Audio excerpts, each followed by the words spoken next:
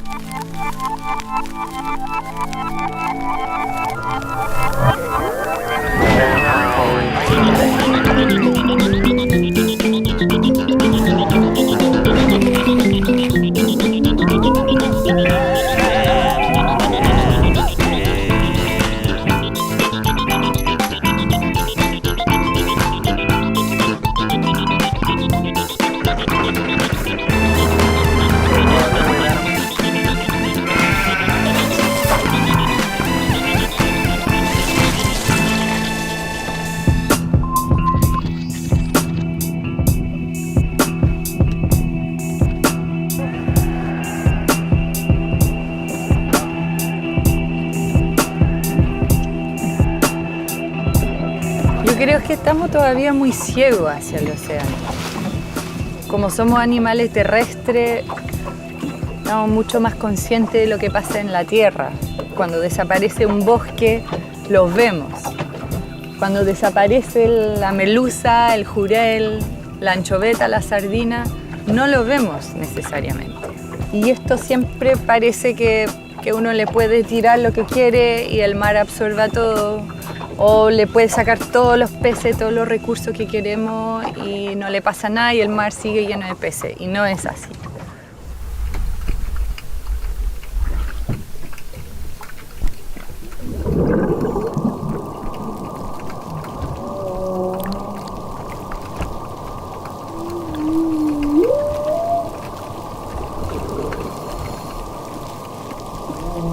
Mi trabajo se ha enfocado en estudiar la bioacústica marina, que finalmente es el estudio de los sonidos biológicos en el mar.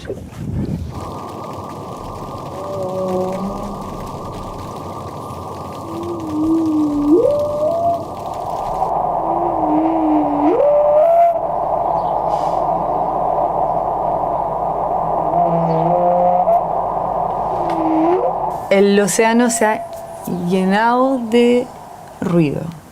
Y con las nuevas tecnologías ahora que tenemos, los hidrófonos, estamos entendiendo cuánto ruido hay en el océano y el efecto que puede tener sobre los mamíferos marinos, los peces, los crustáceos. Y entonces esta mancha tremenda es lo que justamente es el paso de un barco. Y como tú ves, o sea, aquí finalmente uno ve los cantos, pero desaparece completamente la señal. Es como uno tratar de conversar con el amigo al otro lado de una autopista. No se escuchan. Y estos son machos que están cantando probablemente con un fin de reproducción. Entonces, ¿cómo van a pinchar si no se escuchan entre ellas?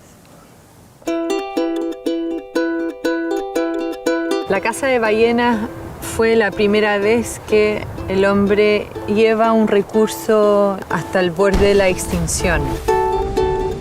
En Antártica, por ejemplo, las ballenas azules se redujeron a 1% de lo que había antes de la caza.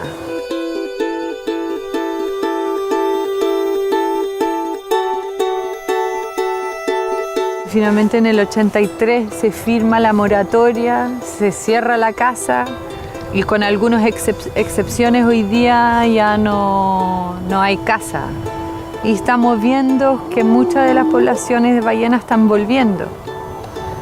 O sea que también las ballenas representan una historia de mucho exceso de nuestra parte, pero también mucha esperanza de que si protegemos bien estos animales, si protegemos su ambiente de alimentación, de comunicación, estos animales pueden volver. Entonces, hay una conciencia ahí. También son seres que son inteligentes, tienen emociones, son realmente los cerebros y los corazones del mar. Y nosotros tal vez somos los de la tierra. La ballena azul consume mucho krill, consume hasta 3 toneladas de krill por día en épocas de alimentación. Entonces, la defecación es un fertilizante natural para la superficie del mar. Y ahí uno ve que la naturaleza es muy elegante, ¿no? Que la misma ballena fertiliza la superficie del mar para que puedan crecer más fitoplancton, para que los krill puedan comer ese mismo fitoplancton y las ballenas comen ese krill.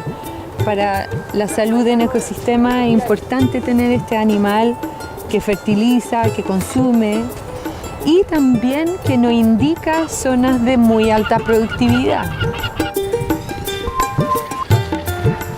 Un oceanógrafo es como un geólogo, pero del océano. No es solo la biología marina, sino que es todo el ambiente oceánico. Las corrientes, los vientos. Entonces, mi interés es entender por qué estos animales que son tan enormes, los animales más grandes de la historia de nuestro planeta, cómo interactúan con este ambiente oceánico que es tan dinámico, con el fin de cómo los podemos preservar, cómo podemos conservar estos lugares. Entonces, el oceanógrafo ve un poco todo el contexto del océano.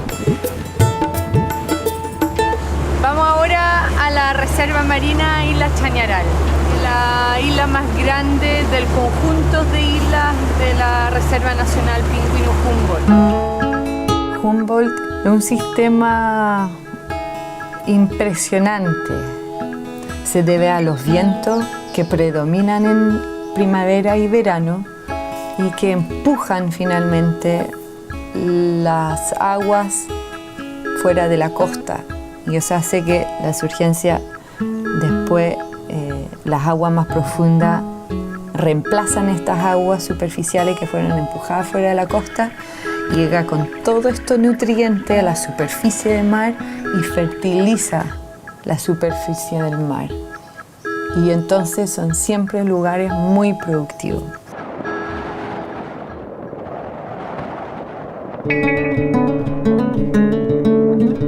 Yo creo que somos una especie increíble. Entonces yo espero que podemos construir sobre eso, ¿no? Ocupar nuestra inteligencia para hacer tecnología más limpia, motores más silenciosos y dejar de maltratar tanto a este planeta, ¿no? Pero yo creo que tenemos todo para hacerla. Esa es la buena noticia.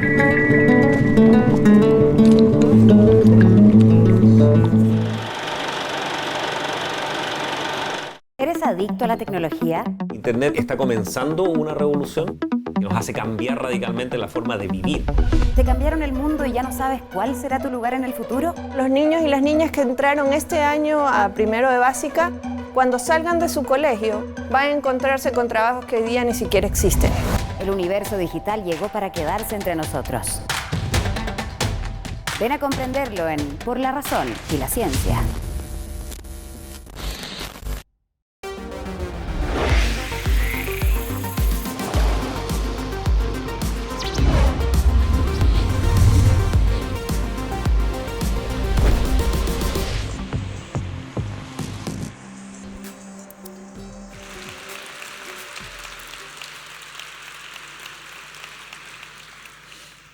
Thank you very much and good afternoon.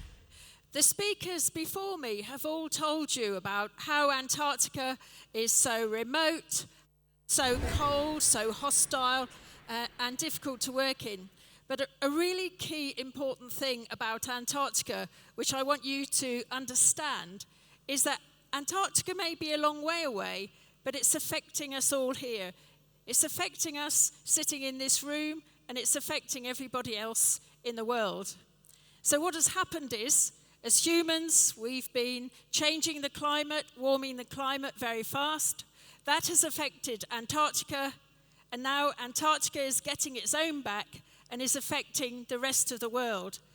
And what scientists are doing is trying to understand how Antarctica is changing, so to give us a clue about what's happening to our world. So I'm going to give you a taste of some of the projects that scientists are working on and trying to understand how climate change is progressing. So this diagram here, you can see the red areas in there on that chart, particularly in the Arctic in the north and Antarctica in the south. And what this map shows us, the areas on Earth that are warming the most. And the thing about the polar regions is that they're the regions that are most sensitive to change. So we know from in the past that when the Earth's climate has changed, we've seen the changes first in the polar regions, and they give us a message about what's to come. So we can tell already that the polar regions are beginning to warm. Antarctica in particular is very sensitive to change, and it's beginning to change more and more. So this is a classic satellite map of Antarctica. You can see it's covered 99% in thick ice sheets. In the center of Antarctica, the ice sheets are over 4 kilometers thick. That's a huge amount of ice. And if you melted all that ice, you would melt 70% of the world's fresh water that's stored in those ice sheets. And if you melted all that water would flow into the oceans, it would flow into the rest of the world and change global sea levels. And if you melted all of Antarctica, you would have already melted Greenland and the Arctic. The global sea level would rise more than 50 meters. So have a think about where you live and see whether 50 meters is going to cover your house. It's going to cover an awful lot of the world. If you like, you can make a map of Antarctica. I'll show you how to make a map of Antarctica with your hand. If you hold up your left hand and stick your thumb out and put your fingers in, you've made a map of Antarctica. So there's the Antarctic Peninsula sticking up towards South America, and then you have the shape of Antarctica with the mountains in the middle. And I'll use that to refer to some of the places in Antarctica in a moment. Now, around the edge of Antarctica, there are many ice shelves. And these are really important. There are many scientists now asking the questions about if the ice shelves are melting. Now, ice shelves form when glaciers on the mountains spread down to the sea as the climate cools. So you can see on this diagram, on the far left, there's a picture of alpine glaciers. So they're glaciers like you might see here in the Andes. They just cover the mountain tops. And in the past, when Antarctica was cooled, those glaciers have expanded and they've come down to the ocean. At some point, they've made icebergs. But if they're flowing fast enough and there's plenty of snow and the climate is cold enough, those glaciers flow out onto the ocean and then they form sheets of ice called ice sheets. Now, one of the things that scientists are really quite concerned about in Antarctica today is that as the oceans are warming through global warming, that warm water is coming up underneath those ice shelves and melting it from below. So the main melting in Antarctica may not be from the top, but from the warm water and the oceans around and melting it from below. And you can see on that diagram, the box on the right, that those big shelves are actually acting as a kind of doorstop. They're holding up the ice on land. So they have a really important meaning to keeping the ice on Antarctica. Now, this fantastic diagram is a satellite diagram from NASA, which has been colored. And you can see there these tree-like features, and these are all the ice streams, or the glaciers, that are flowing from the higher land in Antarctica and flowing down towards the ocean. But you can see that most of them are flowing down into the purple areas, which are the ice shelves. And in Antarctica, there are two massive ice shelves. So if you hold up your map, there's one at the base of your thumb, and there's one down here, these two big ice shelves. And then you can see there's quite a lot of other smaller ice shelves around the base of your thumb. So there's a lot of scientists who are in the field right now as we speak who are doing experiments on those ice shelves to make sure they understand what's happening to them. And this other diagram here is another satellite image. And this satellite measures the thickness of the ice, and it can tell you whether or not the ice is becoming thinner. And so on this map, you can see the red zones where the satellites have measured that the ice is really thinning quite fast. And again, you can see the area, the region which is most changing is here, down your thumb. And in those regions, a lot of those glaciers and a lot of those ice shelves are becoming quite thin. And we know from other measurements that the water around Antarctica, around the peninsula, is getting quite warm and is trying to get up underneath those ice shelves. And that's one big project that many glaciologists, the people in Antarctica studying these ice sheets, are trying to understand. So your thumb, the base of your thumb and the peninsula, is called the West Antarctic Ice Sheet. It's quite separate from the big chunk over here. And this West Antarctic Ice Sheet isn't sitting on much rock, and if the warm water gets underneath it, it may melt quite quickly, maybe over hundreds and thousands of years, much quicker than the big chunk over here.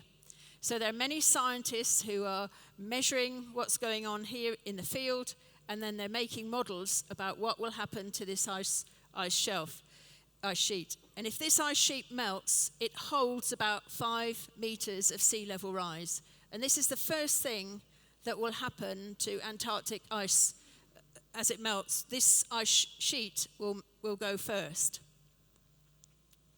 So what glaciologists do is they have tried to work out what the history of the Antarctic ice sheet is, so they can understand how it comes and goes, how it operates, and whether or not it's actually disappeared before in response to previous natural warming.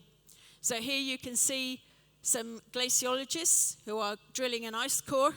They kind of build themselves a huge cave in the ice to work in, so that they are protected from the winds and the cold temperatures. You can see at the very back of that picture, there's a series of steps coming down into their cave.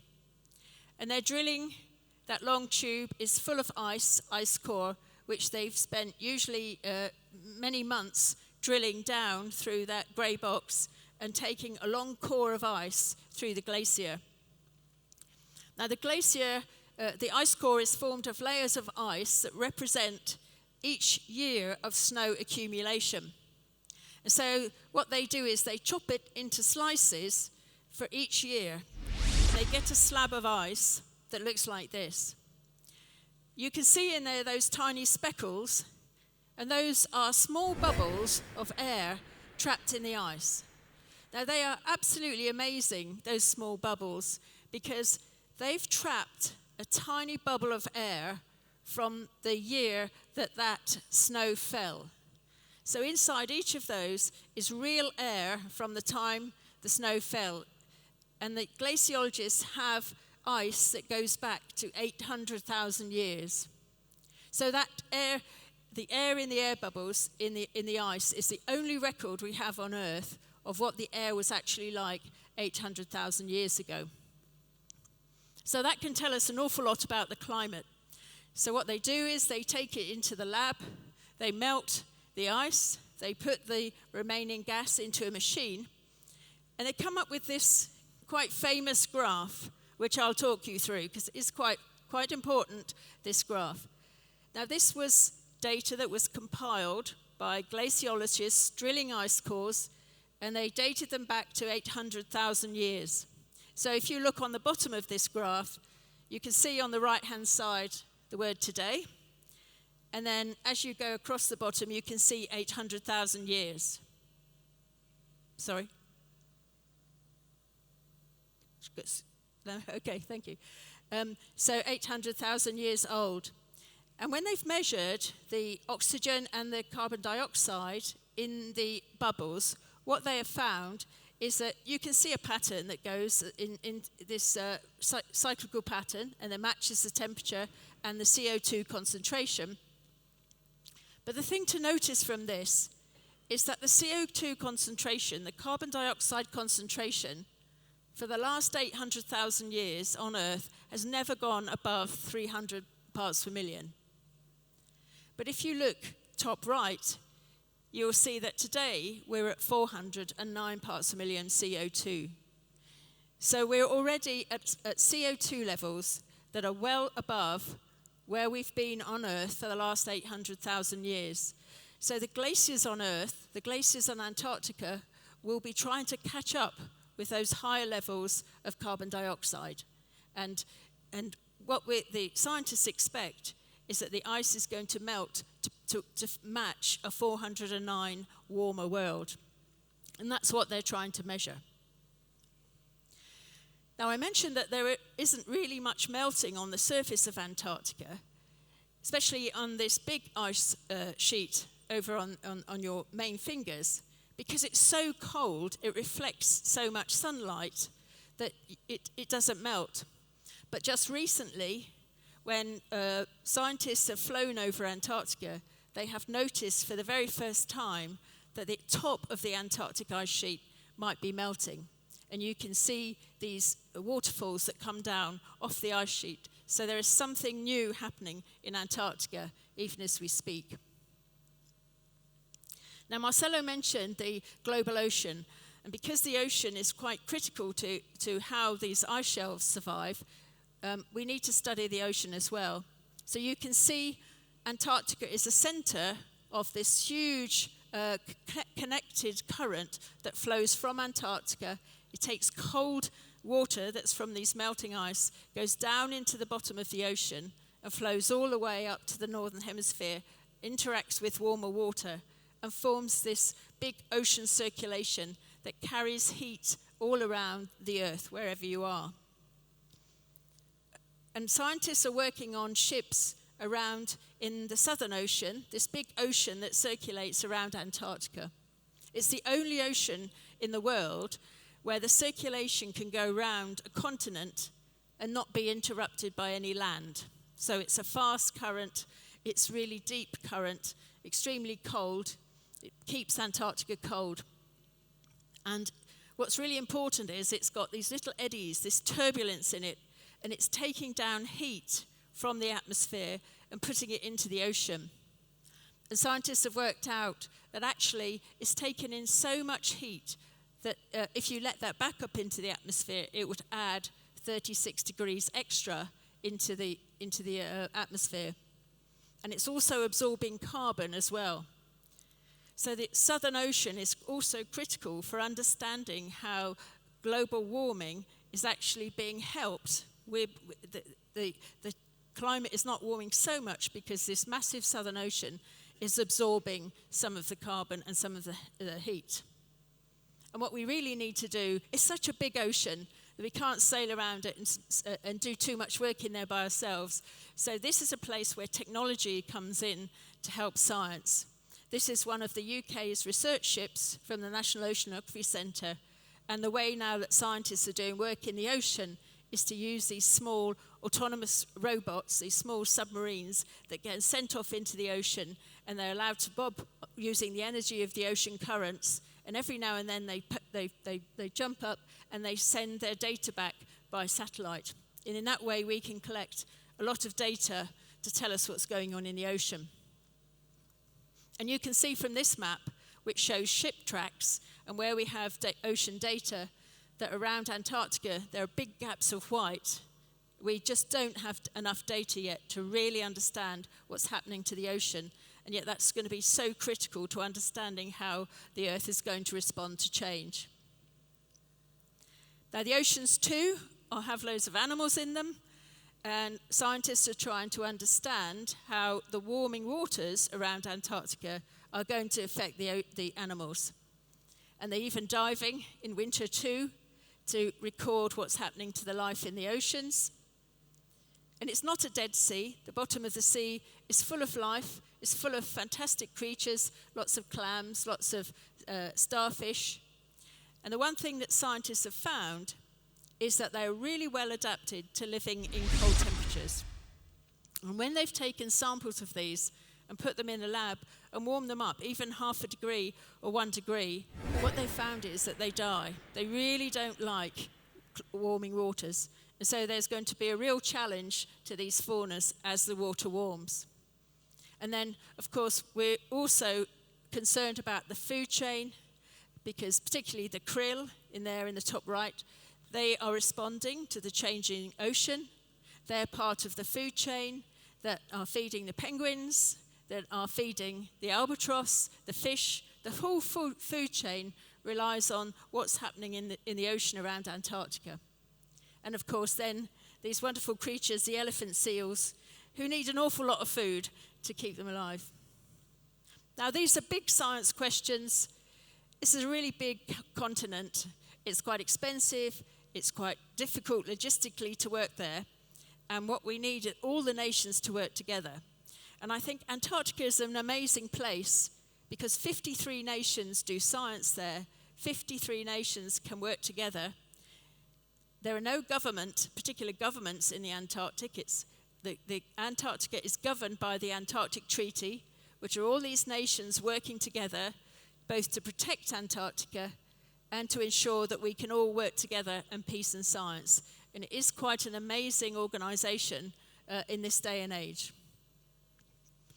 And I'm just going to finish because Antarctica is important. It's important that we do more science there, that we understand what the changes are, and that we educate everybody about how important Antarctica is to every one of us, wherever we live on the Earth. And this is a vision, an architect's vision for a new centre that we hope will eventually be built in Punta Arenas, a building that looks like a big iceberg on the shores of Punta Arenas. But inside it will have fossils from Antarctica, rocks and fossils, and scientists working there doing actual research. And people can visit to be educated and understand how fantastic and awesome Antarctica is, but how important it is for all of us wherever we live. Thank you very much.